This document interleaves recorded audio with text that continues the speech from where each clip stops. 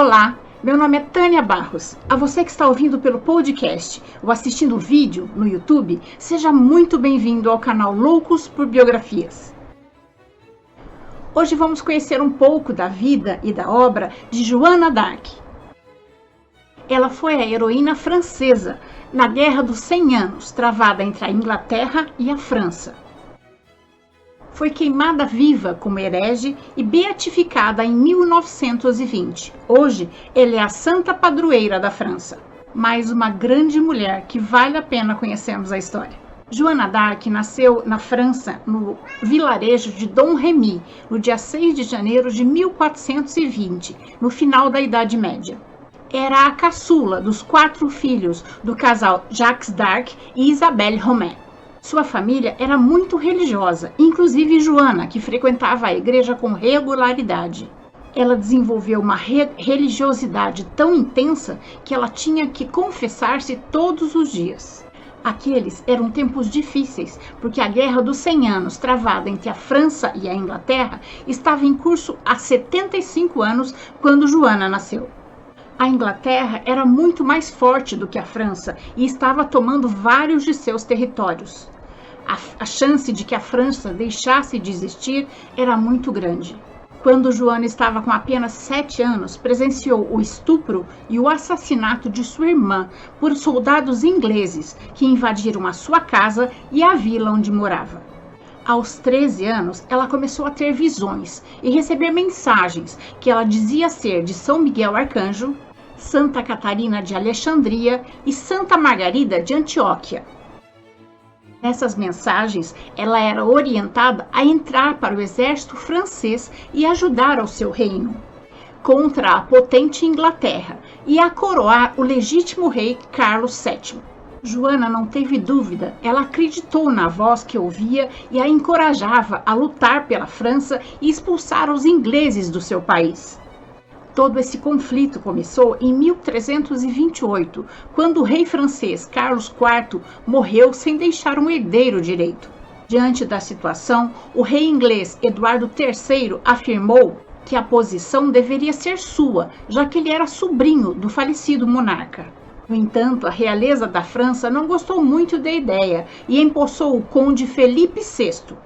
O impasse político e a disputa por territórios entre os dois reinos resultou numa sangrenta batalha, a chamada Guerra dos 100 Anos, que durou de 1337 a 1453, ou seja, 116 anos.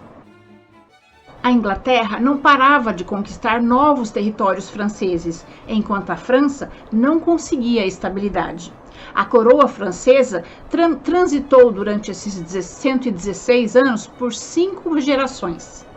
Carlos IV, Felipe VI, Carlos V e Carlos VI. Em 1420, os reis Henrique V da Inglaterra e Carlos VI da França assinaram o Tratado de Troyes, declarando que após a morte de Carlos VI, a coroa da França não iria para o seu filho e legítimo herdeiro, Carlos VII, e sim pertenceria à Inglaterra. Acredita-se que Carlos VI, após tantos anos de guerra, já não estava mais em seu juízo perfeito. Mas enfim, os 2 reis morreram e Henrique VI, filho de Henrique V, é considerado o novo rei dos 2 países, só que ele tinha poucos meses de vida. E Carlos VII, o legítimo Delfim da França, não estava a fim de entregar o seu reino a um bebê.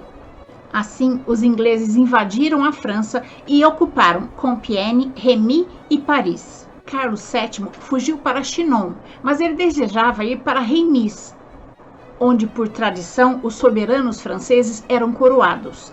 Mas, com os ingleses dominando a região, isso se tornava impossível. Até que surgiu Joana d'Arc.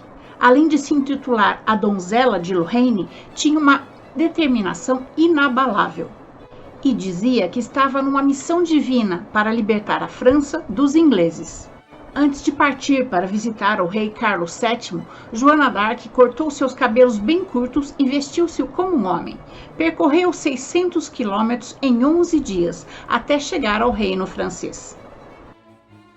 Ao chegar ao castelo, Joana d'Arc foi interrogada por bispos e cardeais e examinada para confirmar a sua virgindade, já que ela se dizia a donzela de Lorraine. Sua última prova foi encontrar o rei vestido como um simples nobre no meio de uma multidão, e ela conseguiu. Isso fez com que ele confiasse na garota. Depois de uma conversa reservada com o rei, Joana recebeu dele a autorização para comandar um exército para lutar contra os ingleses na região de Orleans. Em 1428, Orleans, uma cidade muito importante da França, já estava completamente dominada pelos ingleses. Liderando a tropa francesa e com violentas investidas dos ingleses, Joana d'Arc conseguiu expulsar os ingleses e retomar Orleans. Joana nunca matou ninguém. Ela não combatia, seguia à frente das batalhas, motivando a tropa, levando um estandarte com a imagem de Jesus Cristo. Com a vitória dos franceses, havia chegado o momento ideal para coroar Carlos VII. A cerimônia aconteceu no dia 17 de julho de 1429, na cidade de Reims, como ele desejava, e graças aos esforços de Joana d'Arc, agora estava de novo com os franceses. A coroação do rei Carlos VII foi o auge militar de Joana d'Arc. Mas suas importantes vitórias e o reconhecimento do rei Carlos VII despertaram a inveja de outros líderes militares da França, que passaram a conspirar para diminuir o apoio a Joana d'Arc, e conseguiram. O governo francês, para surpresa de Joana, resolveu dissolver o exército que tinha dado a ela e iniciou uma campanha de diplomacia com os ingleses. Com essa nova medida, Joana não tinha mais o apoio do rei Carlos VII para empreender sua luta. Não tinha mais exércitos, nem homens, nem munição. Mesmo sem o apoio do rei, Joana continuou a participar de batalhas, mas com pouquíssimos militantes. Em 1430, a cidade de Compiègne foi tomada pelos ingleses e ela decidiu ir, mesmo tendo recebido o aviso divino de que, se ela fosse, seria capturada pelos ingleses. Como era de se esperar, a força do exército anglo-borgonhês era muito maior do que a sua. No dia 23 de maio, Joana foi ferida e capturada pelos borgonheses, que a venderam para os ingleses por 10.000 libras. Os borgonheses eram franceses que eram a favor do domínio inglês na França. Em 1431, Joana d'Arc foi levada a julgamento e condenada à morte na fogueira por um tribunal eclesiástico. As acusações que pairavam sobre ela eram todas de ordem religiosa.